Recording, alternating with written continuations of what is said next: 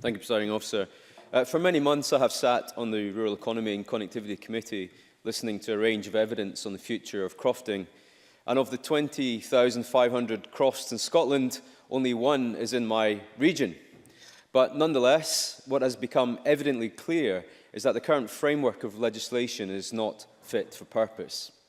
The Scottish Conservatives welcome the REC Committee's report, and in particular any measures set out to support new entrants to the industry.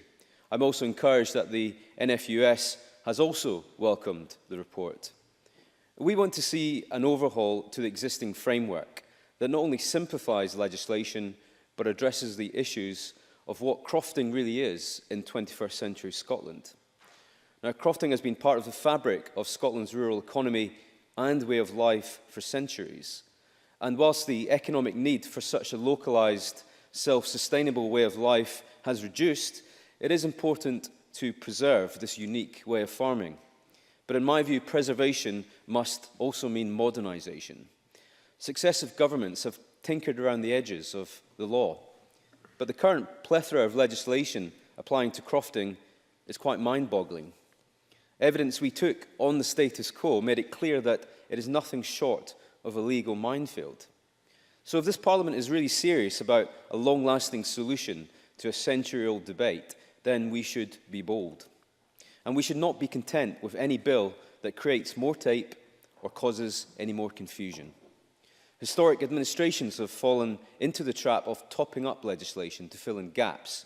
So be it on ownership, registration, mediation, common grazings, mapping, financing, and CAP, much really has changed over the years, and it's a complicated regulatory environment, but it's also a difficult trading environment. This is a very passionate debate.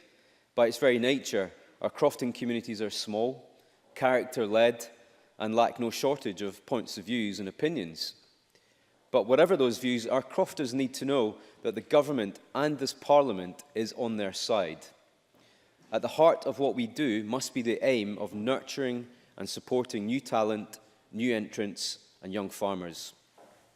The committee report summarised it well by saying there is a need to move away from the piecemeal process of legislative development which has seen several crofting acts being passed in recent years. So as a Parliament, we have some choices ahead: consolidation, simplification, modernisation, a new bill, a clean slate. And today I won't suggest which of those options is the best course of action, because I believe that greater minds will deal with that. But the point I want to make today is that clear policy and strategy must come first, not legislation.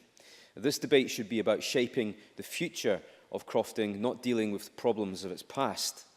Presiding Officer, the average age of a crofter is 59, so it's absolutely vital that we shape a system, and therefore legislation, around what modern crofting is all about. The Crofting Commission's Colin Kennedy highlighted that of the 44 tenancies terminated in the last couple of years, 30 crofts are still lying vacant, with access to finance being a main barrier to entry. You cannot get a mortgage on something which you do not own. Dave McKinnon of the SCF Young Crofters gave a similar testimony to us, stating that if access to neglected crofts was eased, then it could attract new entrants and new young crofters to the industry. So crofting policy will need to address how we can open up crofting and make it a viable option for new farmers. As the committee recommends, we need to address the structure of the Crofting Commission. Sir Crispin Agnew told the committee that the tribunal aspect of the commissioners should be removed. Should commissioners be appointed or elected? Do they represent the interests of their regional constituencies or the interests of the wider cause? Should the Commission take back responsibility for crofting development? There are many questions to be answered. But the impetus now is on the Scottish Government to produce a clear set of policies on modern crofting.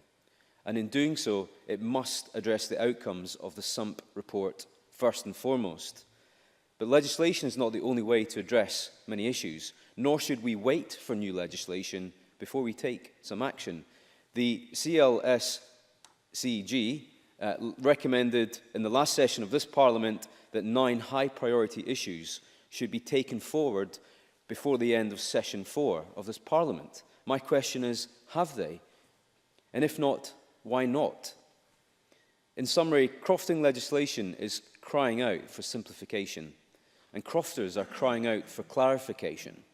This Groundhog Day of piecemeal legislation simply must end. My message today is simple. Now is not the time for tinkering.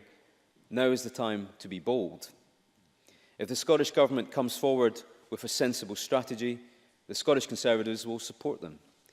But in the meantime, every day that passes is another missed opportunity to help our crofters. Thank you.